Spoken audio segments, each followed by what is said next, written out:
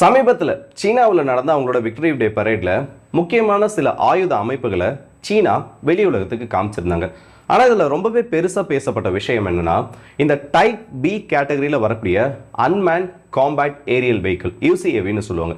So இன்னைக்கு வீடியோவில் நம்ம என்ன பண்ண போறோம்னா, இந்த யூசிஏவி கான்செப்ட்ல இப்போதைக்கு ப்ரோட்டோடைப்ன்றது பல நாடுகளில் உருவாகிட்டு இருக்கு. ஆனால் சீனா இப்போ காமிச்சிருக்க மாதிரி, ஏன்னா அதில் வந்து சீரியல் நம்பரோட சில விஷயங்களை மென்ஷன் பண்ணியிருந்தாங்க. அந்த சீரியல் நம்பர்லாம் இன்னும் கொஞ்சம் எடுத்து அனலைஸ் பண்ணி பார்க்குறப்போ ஆல்மோஸ்ட் ஆப்ரேஷனல் ஸ்டேட்டஸில் அது இருக்கிறது வெளியில் தெரிய வருது. அப்போ அவங்களோட படைகளில் இண்டக்ட் பண்ணிட்டாங்களான்ற ஒரு சந்தேகமும் வெளியில் வருது. ஸோ இதை பற்றின எல்லா தகவல்களையும் இந்த ஒரு பதிவில் பார்த்துடலாம். வாங்க வீடியோக்குள்ளே போயிடலாம். நான் உங்கள் ஆர்கே, இது தம்புக்ஷன் டிபி ட்ரெண்டிங்ஸ்.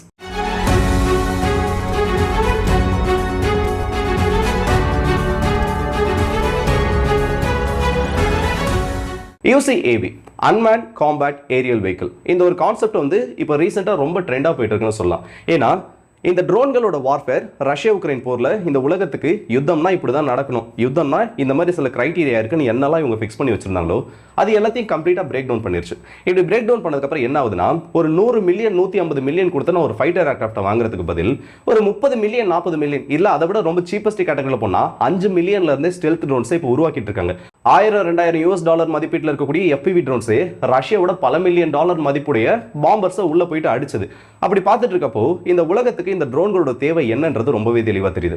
அதுவும் இது நார்மலான ட்ரோன்கள் கிடையாது, நார்மலான கேட்டகரிக்கு கீழே வரக்கூடிய ட்ரோன்களும் கிடையாது. ஒரு சாதாரணமான ட்ரோனாலே இவ்வளோ பெரிய பிரச்சனை ஏற்படுத்த முடியறப்போ இது ஃபியூச்சரிஸ்டிக் வேரியண்டா ஒரு ஸ்டெல்த் ட்ரோனா வரப்போ என்ன மாதிரி விளைவுகள் அதனால ஏற்பட முடியும்ன்றத இந்த உலகத்தில் இருக்கக்கூடிய எல்லா நாடுகளுமே இப்போ அனலைஸ் பண்ண ஆரம்பிச்சிட்டாங்க.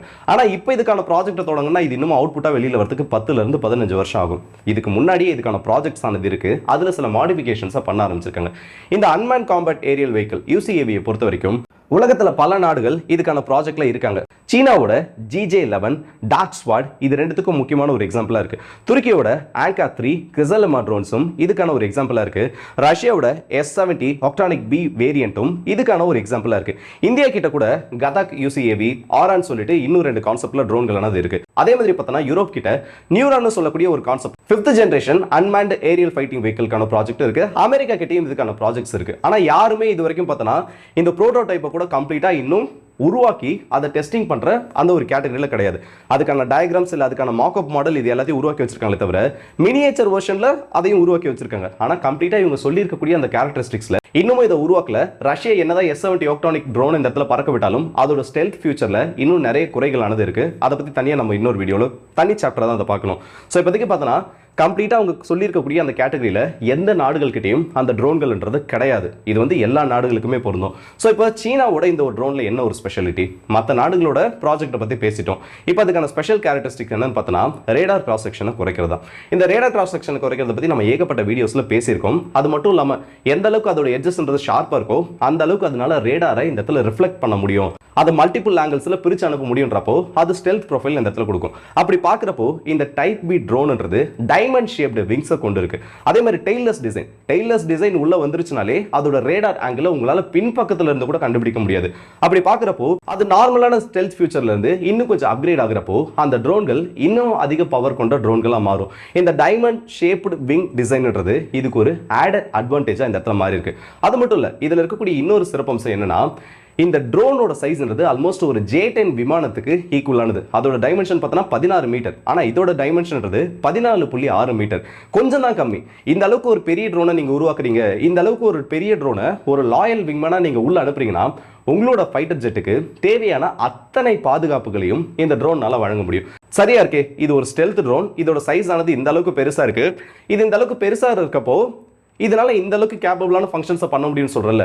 அப்போ மோஸ்டா இதை எதுக்கு யூஸ் பண்ணுவாங்க, இல்ல மோஸ்டா இந்த ட்ரோன்களோட பயன்பாடு எதை மையப்படுத்தி இருக்குன்னு கேட்டீங்கன்னா, MEMTன்னு ஒரு கான்செப்ட் இருக்கு, மேண்ட் அன்மேண்ட் டீமிங்.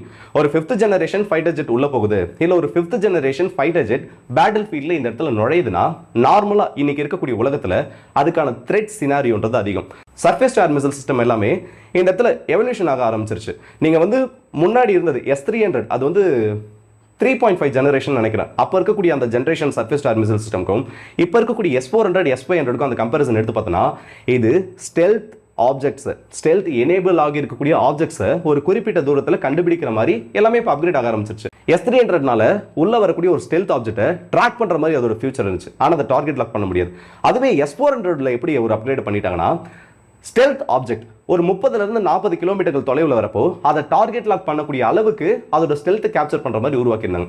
S500 இப்போ வரப்போ இதில் அதோட அப்கிரேட்ஸ் இப்போ எப்படி வரும்னா, இந்த 25 கிலோமீட்டர் 30 கிலோமீட்டர் 100 கிலோமீட்டர் 150 கிலோமீட்டர் தொலைவுகளில் கூட மல்டிபிள் ரேடார் சிஸ்டம்ஸ், இந்த IRST சென்சார்ஸ் இது எல்லாத்தையுமே பயன்படுத்தி ரொம்ப தூரத்தில் வரப்பவே இந்த விமானங்களை கண்டுபிடிக்கிறதுக்கான அந்த ஒரு தொழில்நுட்பத்தை கொண்டு வந்துருவாங்க.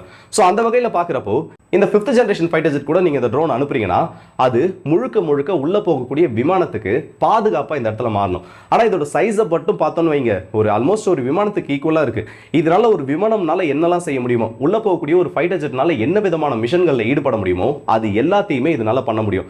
ஏர் டு ஏர் மிசைலை லான்ச் பண்ணுறது, மெயினாக சொல்லணும்னா PL-15. இந்த PL-15 மிசைல்ஸோட அந்த ஸ்டாக்ஸ் இல்லை அதோட அந்த ஃபங்க்ஷன்றது இந்தியாவுக்கும் பாகிஸ்தானுக்கும் நடந்த ஒரு கான்ஃபிளிக்ட் அப்புறமா அதுக்கு பின்னாடி கான்ட்ரவர்சியலான விஷயங்கள் இருக்கு, இல்லை அதுக்கு பின்னாடி ஏகப்பட்ட மறைமுகமான செய்திகள் இருக்குனாலும் அதோட ஷேர்ஸோட வேல்யூன்றது ஏறிடுச்சு. அதே மாதிரி உலக அளவில் நிறைய நாடுகள் அந்த மிசைலை பற்றி தேட ஆரம்பிச்சிருக்காங்க, அதை பற்றி படிக்க ஆரம்பிச்சிருக்காங்க.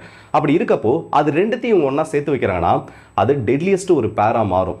இது வந்து எப்படி சொல்றது, மேண்ட் அன்மேன் டீமிங் கான்செப்ட்ல கிட்ட யாரும் நெருங்க முடியாத அளவுக்கு ஒரு எட்ஜை அந்த ஒரு ட்ரோனுக்கு கொடுக்கும். ஸ்டெல்த் விமானத்தை கூட நீங்கள் அனுப்புறீங்கன்னா அந்த விமானத்தை விட ஒரு டெட்லியஸ்ட் ஃபார்மட்டாக இது மாறும். இந்த அளவுக்கு கேப்பபிளான அந்த ஒரு சிஸ்டம் சீனா கிட்ட இப்போ ஆப்ரேஷனலாக ஆல்மோஸ்ட் இருக்க போகுது. இதோட அந்த சீரியல் நம்பர் நீங்கள் பார்த்தீங்கன்னா X-53, நான் ஆரம்பத்தில் ஒன்று சொல்லியிருப்பேன். இந்த சீரியல் நம்பர் இந்த கேட்டகரி எப்போ கொடுப்பாங்கன்னா இது ஒன்று ஆப்ரேஷனல் ஆகி இருக்கணும். அப்படி இல்லையா இந்த பேட்டில் ஃபீல்ட் டெஸ்டிங் மாதிரி அதை ரியல் டைமில் டெஸ்ட் பண்ணுவாங்க. ஏதாச்சும் ஒரு தேட்டர்கள் கமாண்டுக்கு கொடுத்து இல்லை ஏதாச்சும் ஒரு ஏர்பேஸில் வச்சு இதை ஆப்ரேஷனலாக டெஸ்ட் பண்ணுவாங்க. அப்போ தான் இதுக்கான சீரியல் நம்பர் வந்து கொடுப்பாங்க. இந்த X-53 பொறுத்த வரைக்கும் இது வெஸ்டர்ன் தியேட்டருக்கு கீழே வர மாதிரி அதோட கோட் நேம் வந்து அமைஞ்சிருக்கு. ஸோ இப்போதைக்கு சீனா அதை வெளியில் காமிச்சிருக்கிறது ஜஸ்ட் ஒரு ப்ரோட்டோடைப்பா, இல்லை இந்த மாதிரி ஒன்று எங்ககிட்ட இருக்குன்றதை மட்டும் தான் காமிச்சிருக்காங்க. ஆனால் அது ஆப்ரேஷனலாக இருக்கிறதுக்கும் இந்த இடத்துல வாய்ப்புகள் ரொம்பவே அதிகம். இந்த அளவுக்கு ஒரு டெட்லியஸ்டான ஒரு UCAV அன்மேன் காம்பேட் ஏரியல் வெஹிக்கிளை இவ்வளோ நாளாக சைனா ரொம்பவே கமுக்கமாக வச்சுருந்தாங்க. இது வந்து ஒரு பெரிய எச்சரிக்கை மணி.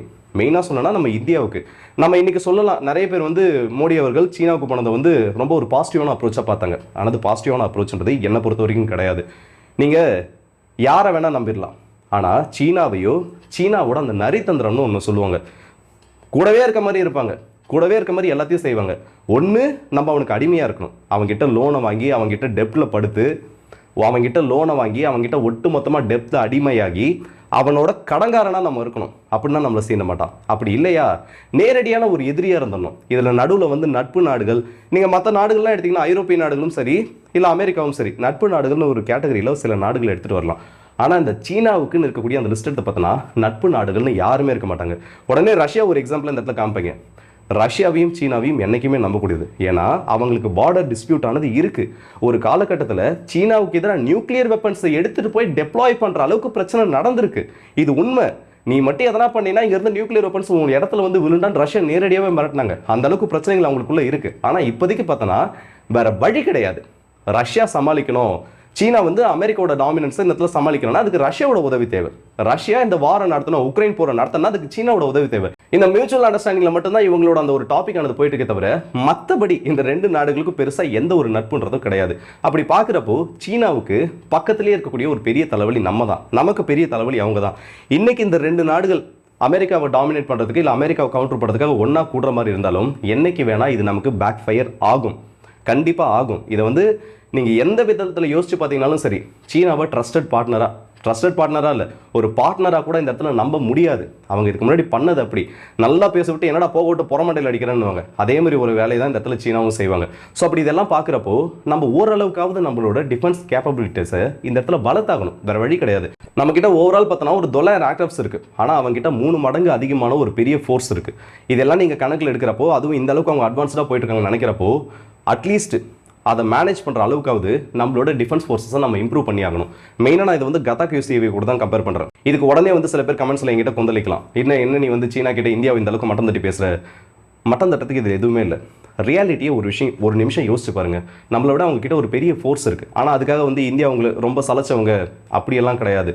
அவங்க கிட்ட என்னதான் பெரிய ஃபோர்ஸ் இருந்தாலும் இந்த மாரல் பூஸ்ட்ன்றது நம்ம கிட்ட ரொம்பவே அதிகமாக இருக்குது. இந்தியாவோட சோல்ஜர்ஸை பொறுத்த வரைக்கும் கல்வன் கிளாஷ்லேயே அதை நம்ம பார்த்துட்டோம். அப்படி இருந்தாலும் டெக்னாலஜி வைஸ் நம்ம அவங்க அட்வான்ஸ்ட் ஆகிட்டு இருக்கப்போ நம்ம அதை மேட்ச் பண்ணுற மாதிரி உருவாக்கணுன்றதான் இந்த இடத்துல நம்மளோட கருத்து, என்னோட கருத்து மெயினாக. கண்டிப்பாக அதை நம்ம உருவாக்கணும்னு நம்புகிறோம், ஆனால் அதுக்கு நமக்கு இன்டர்நேஷனல் சப்போர்ட்ன்றது தேவை. அந்த சப்போர்ட் சீனாவை எதிர்பார்க்காம இருக்கிறது ரொம்பவே நல்லதாக ஒன்றா இருக்கும். ஸோ இந்த வீடியோ பற்றி உங்களோட கருத்துக்களை கமெண்ட் செக்ஷனில் சொல்லுங்கள். அடுத்த வீடியோ சந்திப்போம். அது விடைபெறுது உங்கள் எல்லாருக்கும்.